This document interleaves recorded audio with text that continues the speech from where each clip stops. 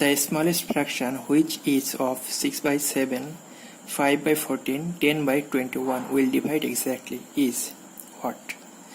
বলছে যে যা সব থেকে ছোট ফাংশন মানে ভগ্নাংশ কোনটা যেটাকে 6, 7, 5, 14, 10, 21 দ্বারা কমপ্লিটলি ভাগ করা যাবে।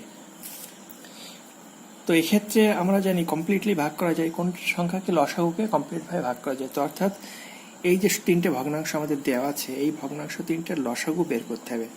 লসাগুটাই হচ্ছে আমাদের অ্যান্সার।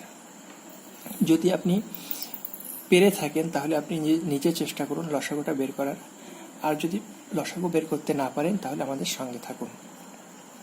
তো লসাগু বের করার নিয়ম হচ্ছে এলসিএম অফ ফ্র্যাকশন। এলসিএম ফ্র্যাকশনের লসাগু বের করার নিয়ম হচ্ছে LCM equals to LCM of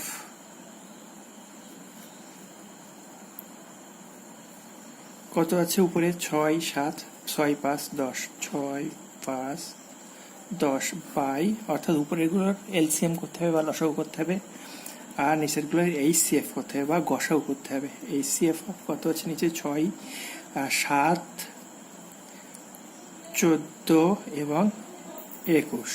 তো উপরেরগুলো যদি আমরা লসাগু করি তাহলে লসাগু করলে কত হয় দেখুন 30 হয়। 30কে তিনটে সংখ্যা দ্বারাই ভাগ করলে মিলে যায়। 30 বাই নিচের গসাগু কত হবে 7 হয়। তাহলে এটা হচ্ছে আমাদের অ্যান্সার। তাহলে কত? Option A.